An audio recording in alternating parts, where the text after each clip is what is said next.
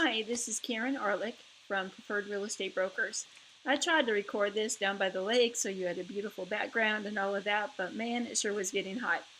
Anyhow, it is my intention to bring you real estate tips and tricks and answer questions each and every week now. And I'm not striving for perfection, I'm just striving to answer your questions and shed some light on what's going on in the real estate market. I am licensed as a real estate broker. I'm currently a broker associate. I'm not running the office so that I can spend more time with my customers and clients. Um, a question came in that I wanted to address this week, and it's really a very good question. Now, I've been selling real estate in Central Florida since 2000. That's when I got licensed, and I've been licensed as a broker for a couple of years.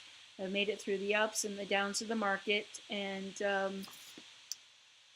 passed my real estate broker exam, which is probably the hardest test I've ever taken.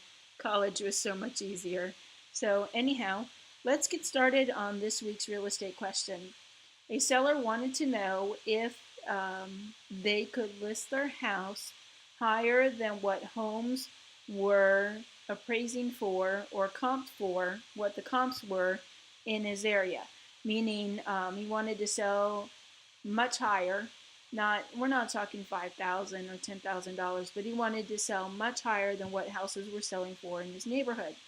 To answer this question, there's a lot of pieces and parts that go into making this happen. First of all, my question, if you're looking to sell your house, I need to know what is most important to you. Is it price? Is it timing or convenience? And I will ask this on each and every listing appointment. If price is most important to you, that's fine. Timing is sometimes other people's biggest priority, and convenience is also other priority. And I know that I can meet and exceed all three things. Anyhow, when I take a listing, this is so you understand the process. When I meet with you to find out what your house is worth, I'm pulling comps from other homes in the area. I'm making a thorough list of upgrades that you have in your home and comparing them to other homes. I'm working a list up so that I can meet with the appraiser and help them to arrive at the right value for your home. Typically, what I'd like to do is get the most amount of money for your home that it will appraise for. So I don't like to leave any money on the table. This is your money. You worked hard for it. This is your equity. There's no reason in this market to leave any money on the table. Can you list higher? Yes, you absolutely can. But I would like to go over with you the things that could affect your sale and maybe cause it not to happen. If your buyer is getting financing and you price higher than the other comps and it doesn't appraise, either you're renegotiating or you're looking for a cash buyer. I don't want you mad at me because I can't get the appraiser to get it appraised when you're asking more for your house than it's worth. Now, what we're talking about here is market value. What is market value? Market value is that price which buyers are willing to pay and sellers are willing to sell for. That's what market value is. But what is an appraisal? An appraisal is based on comps of what have sold in the area for the most part. Sometimes appraisers have to use another method to evaluate a house, but for the most part, they're assessing your house based on the comps in the neighborhood. I'm not worried about getting the highest amount of money for your house. I have a phenomenal marketing program. I will stand behind it each and every day. So when it comes to getting your price, it's also a timing issue. When I take your listing, I'm going to tell you, start packing. It's as good as sold. Now, I do like to price it right so that I'm not coming up with excuses as to why it hasn't sold. I can sell any home. That's not a problem. But if it's overpriced, that's the only time we don't sell homes. So there really was a good question with seller wanting to sell for more than what the appraisal value is. Homes like that may languish on the market. They liken it to trying to catch a falling knife. The prices keep going, you keep reducing price, reducing price, reducing price, while your active and your cumulative days on market go up and up and up and up. So what happens, what you're really wanting to do is be concerned about the buyer's perception.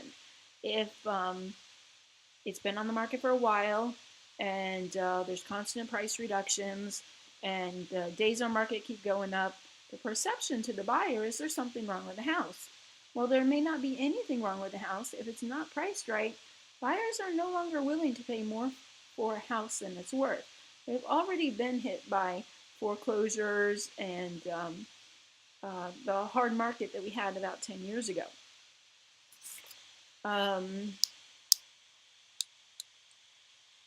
That's basically it in a nutshell. I know that marketing-wise, that I do a fantastic job on getting that out. I know that I can give a house exposure. I know who's seen the property. I see the analytics. I can see how far it's going. Something interesting happened recently where I had told the buyer what their house, told the seller what their house was worth. And they said, well, we wanted this amount, which was $5,000 less than what I had told them. And I said, are you sure? Because I know we can get this amount. And he said, no, just list for this price, the $5,000 less. And I said, okay, all right. So I listed it. They got multiple offers within 2 or 3 days. By the third day, they were under contract, and for the full price that I told them their house was worth. Because there was a little play there, a little give there, people were willing to bid up the price. And when it's priced right, then you get a pricing war, and then people bid against your property. So it's kind of neat. It's kind of fun. I enjoy negotiating almost as much or more so than I enjoy marketing. That's why I've been in this industry so long. I really enjoy what I do. I enjoy helping people, but I'm not going to sit here and lie to you, and I'm always going to be honest.